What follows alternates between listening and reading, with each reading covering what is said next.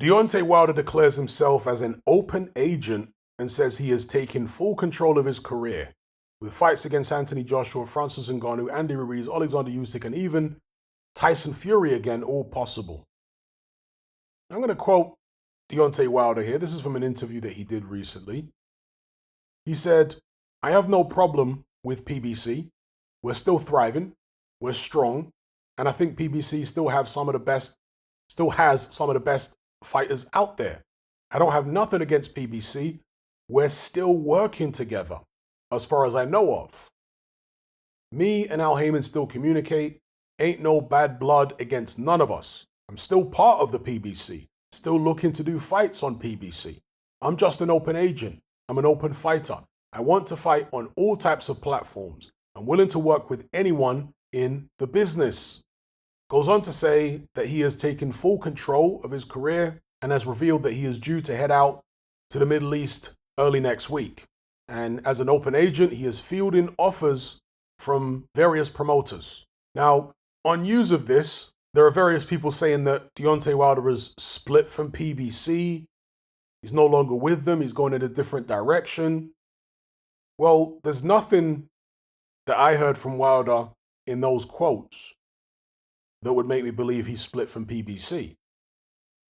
The deal he has with Al Haymon is an advisory deal. That might be separate to a deal with PBC, I don't know. A multi-fight deal with that promotional group. But with Al Haymon, he's Deontay Wilder's advisor. It isn't so common these days, but certainly in the past, we've seen fighters who have a deal with Al Haymon being promoted by the likes of Eddie Hearn. I mean, you guys may remember that when James DeGale had an advisory deal with Al Haymon, but was promoted by Eddie Hearn. There were several Eddie Hearn fighters at the time. I think Lee Selby was one of them as well.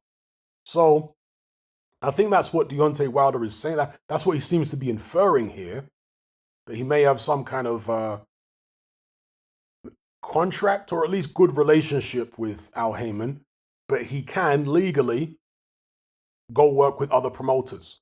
But this is nothing new with Deontay Wilder. If you guys remember, when DAZN made him that offer over $100 million to fight Anthony Joshua, it was the same situation then. DAZN wouldn't have been able to approach him and even make that kind of offer if he was tied down to a particular broadcaster or a particular promoter. Yeah? The reason they were able to make that approach is because Deontay Wilder at the time was saying that he's a free agent. But in practice, he didn't turn out to be that free. Now, on paper, he may have had the ability to go off and do his own thing.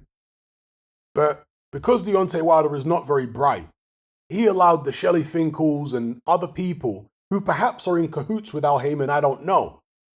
Okay? I'm not making any accusations here. I'm speculating. But he allowed certain people in his team to get in his ear and convince him that this DAZN deal was a very, very bad idea. And just by coincidence, I'm sure, he ended up having more fights on PBC. Right? Everything under the PBC banner, other than what? Was it the third Fury fight? That was an ESPN fight, or was the second one? Oh no, it was a dual broadcast, wasn't it? It was a dual broadcast with PBC and with ESPN. So, yeah, Wilder has continued working. So he says he's a free agent, but when have we seen Deontay Wilder come completely off PBC, completely off Showtime and Fox, and go and fight on DAZN, or go and fight solely, a sole broadcast on ESPN? When have we seen that? So, in practice, whether it's because of contracts or whether it's because Wilder allows people to get in his ear and convince him of things, he hasn't departed from the PBC. So while he may field offers from whoever, people in the Middle East or wherever else, he's still going to have little Shelley Finkel whispering in his ear. And Deontay is apparently not difficult to convince, because that DAZN deal was absolutely unbelievable. How he turned that down, I will never understand. I mean, Mr. Finkel must be very persuasive, right? I mean, and one of the most shocking things about Wilder turning down that DAZN deal was the fact that Lou DiBella, who apparently arranged the meeting between Deontay Wilder and DAZN, was basically fired by Deontay Wilder after that.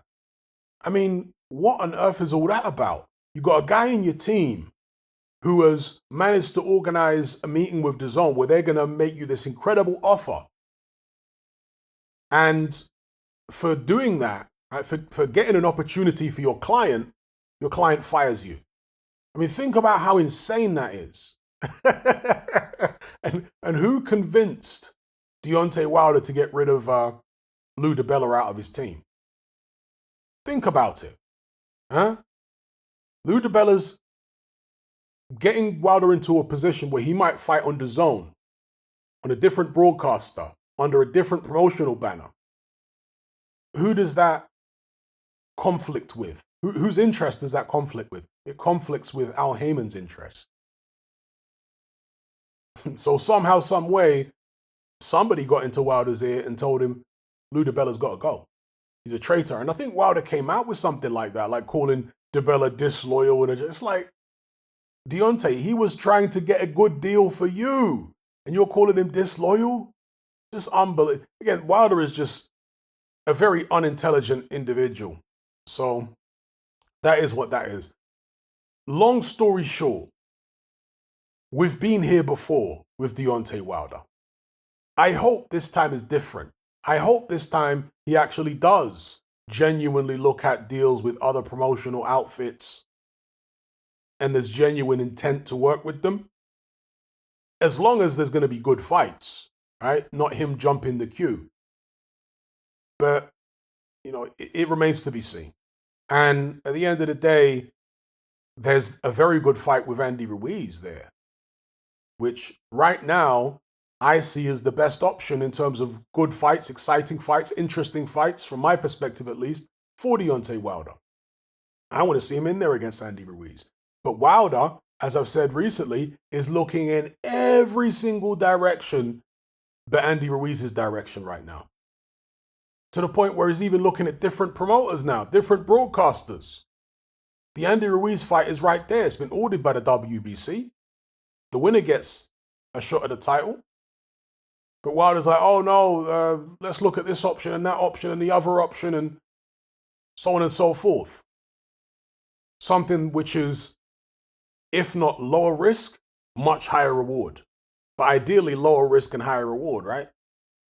I have to imagine that's what Wilder and or certain people within his circle are looking for. So I'll leave it there. Let me know what you guys think in the comment section below.